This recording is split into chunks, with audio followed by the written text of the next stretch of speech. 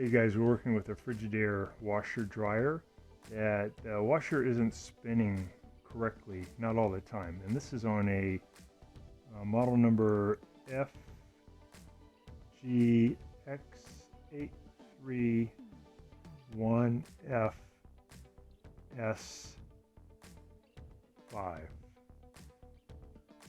we're gonna figure out why that's happening. We get our final spin, we pull it out. We don't hear anything. We don't hear the motor. We don't hear any kind of a spin going on. So probably the motor's not getting power. And usually that's due to the lid switch. Maybe it's the lid isn't down far enough. So if we push down a little bit on the lid, let's see what happens. And now we can hear the motor. And we can hear it spinning, so that works. I let go, then it stops because it no longer has power going to the motor. And try to another part of the dial too. Sometimes parts of the dial, the contacts get worn out or they get carbon buildup, and maybe part of the dial on spin doesn't work. We go to this part of the dial, we try final spin. Same scenario, no sound. Let's try pushing down. Yeah, now we can hear it spinning. So that's just going to be a problem with the lid switch, and we just have to find a way to get this lid to sink down a little bit further. There's just a contact point that has to close. So we're going to let it sit for a second until it releases. Usually takes about maybe 2 or 3 minutes, and then you can lift it up. So it did release. This little arm, there's a hook in there holding it, but now it released. You never want to force that, you just let it come loose. So probably what's going on is this thing is just not able to go all the way down as it should. And in this case, it's unusual, but got a little bit of an upward bend here underneath this guy. So it looks like the metal got kind of rusted at one point and maybe contorted. So this part is bent up higher than it should be. So maybe we can bend that down and then we'll see if that's going to make it close better. Piece back in. Give it a little downward pressure. See if there's bend. Yeah, I think the metal just bent down more flat again. Also some washers, not this brand, but other washers will have a little rubber stopper here and here so that it closes more gently. And you can take a razor blade and shave off a little bit of that rubber. It'll still be soft, but it'll close better. Let's see if that helps on this one. I'm going to go to final spin. So we still need to give it a little push. Yeah, so we need to go still a little lower for that to work.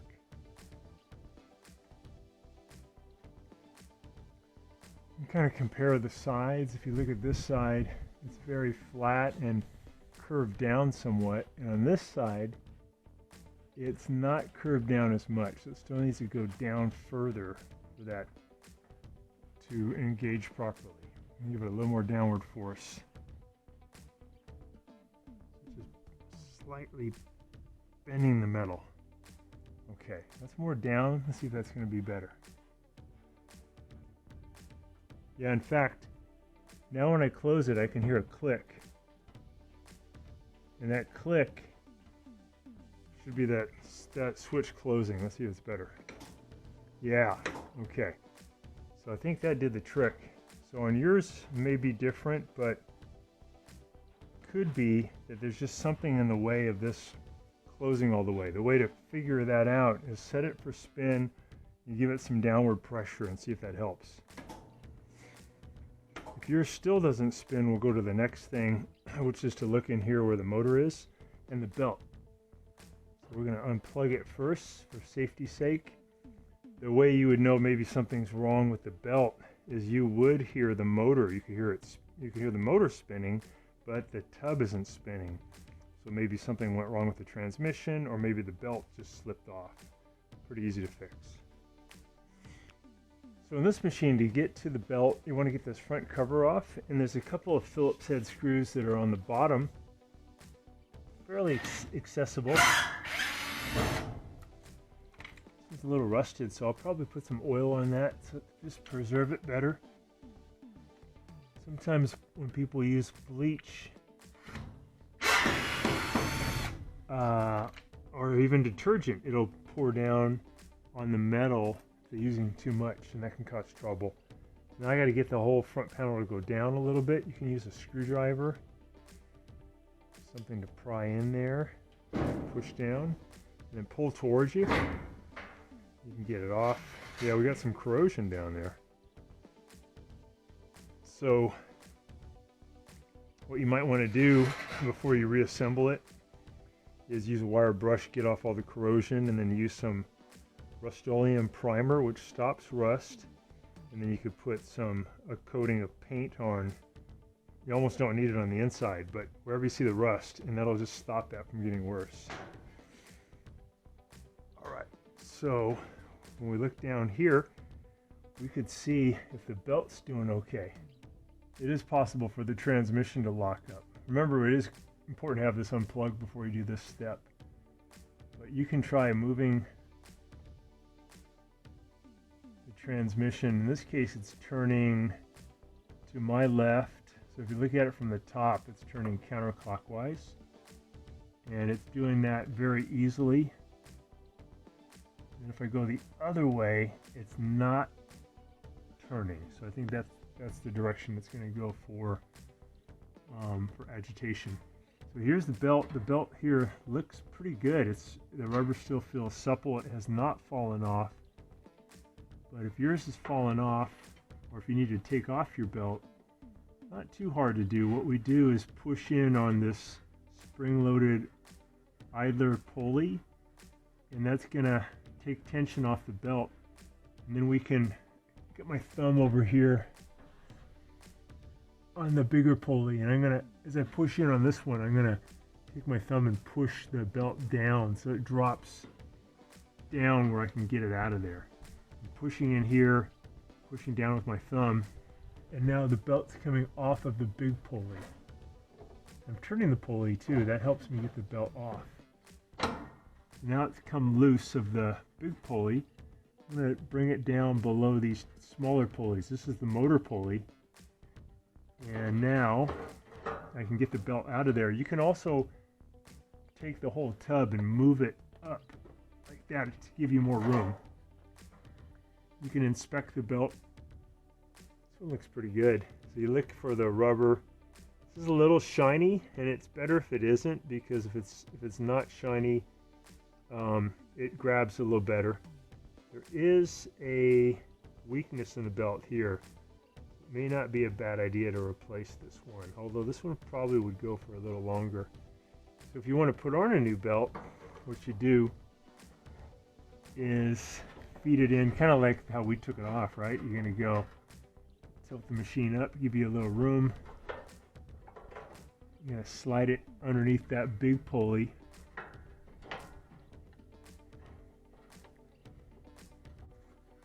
Get it over the big pulley to get the tension off of it. Create some more room. There we go. Okay, almost got this. Pushing in. Got it fed onto the idler wheel. And now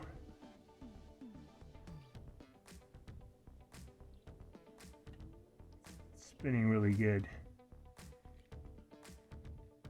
So if yours is not, if you hear the motor spinning but you don't see the tub spinning, could be a broken belt, or it could just be a belt that's so worn that it's not really grabbing anymore. So you can get one. We'll put a link in the description below and just pop it on like we did. That'll probably solve the problem. Another thing that could happen is if you have a lot of water in the tub and the water can't leave the tub, it'll be too heavy, it'll have a lot of trouble spinning. Sometimes what happens is something gets caught in this pump right here. And if you want to check that, you have to try to get as much water out of the tub as possible, or you could put a clamp on this big tube to stop water from flowing from the tub into the pump. Because what we're going to do is take this clamp off and see if we can get into the pump to see if there's an obstruction. But if you did that and you didn't put a clamp, a lot of water, all this water would come flying at you, which you don't want. You don't want to cause a flood. So you either want to use a shop vac, it's a wet or dry shop vac to get all the water out, or put a really good clamp here to squish this so water can't flow from here into the pump. Once you stop the water somehow, either by getting rid of it or clamping it, you can take off this one, and you can also remove a screw here and a screw here, and you can turn the pump and you can look in and see if something might be caught there. Sometimes there'll be like a sock that got sucked in to this tube and is now trying to get in here, and it's stopping the flow of water. So you can just pull that sock out. Sometimes there'll be like a bra wire or a coin or paper clip that found its way down this tube and got caught in the impeller, and the impeller can't spin, and then it can't get rid of the water. So you want to clear that out and then hook this back up and then drain it. When it's drained out all the water, it should be able to spin. So those are the different things that can happen that can cause your machine not to spin. Another thing that's rare is this big motor eventually gets worn out and it doesn't have the power anymore to spin, but I think that's going to be a rare case. Usually the belt is either worn out or broken. The next most common thing is it can't drain, so it can't get rid of the water, it's too heavy, it can't spin. And then a possibility is that the motor itself is failed, but that's very rare because they're pretty tough motors.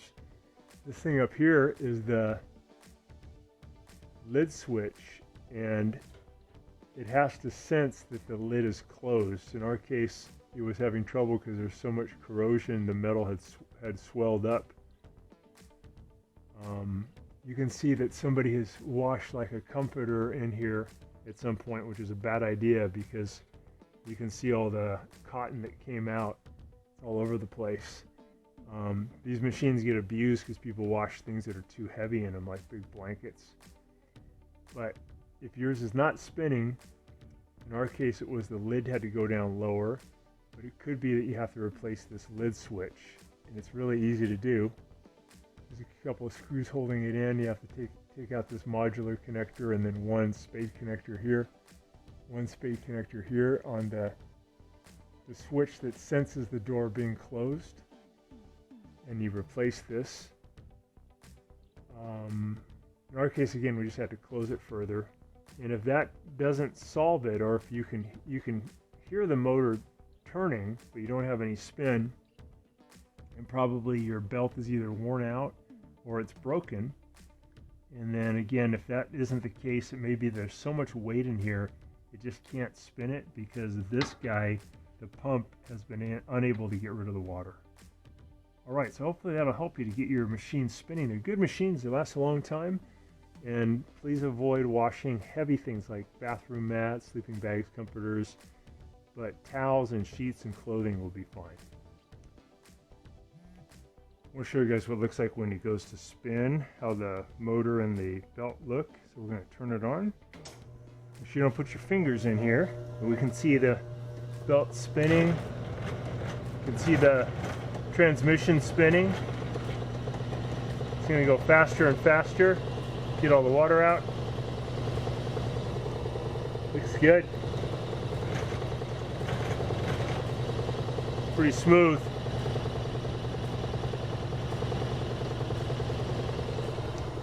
Turn it off.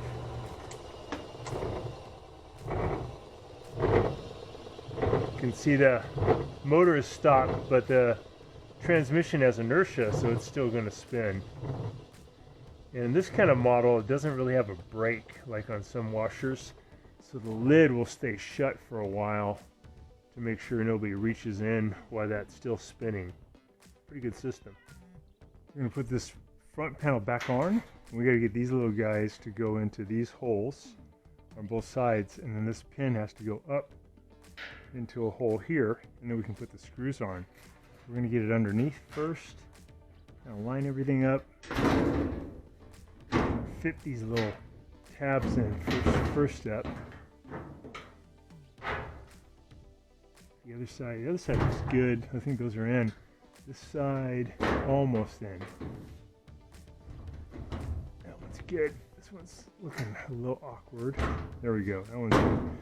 Okay, that side's in. We're gonna lift up, and then we gotta just put the screws back in on the bottom.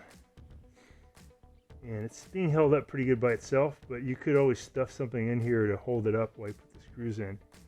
Still got to use some paint here to get rid of, some primer and paint to get rid of the rust. First I'll brush it off with a wire brush, and then I'll use primer and then paint to stop the rust action.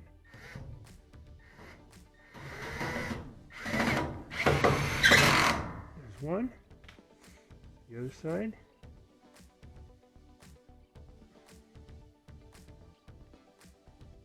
Two.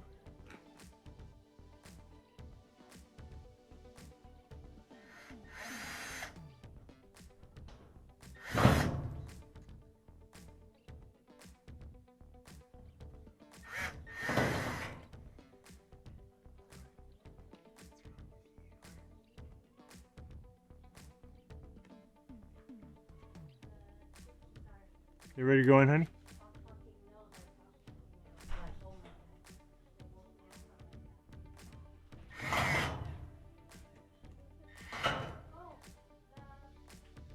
Sprinkler start. Watching our video, and please subscribe to our channel when you get a chance, and also click the little bell notification button so we can send you weekly videos on all the different ways of fixing appliances around your home and saving you lots of money.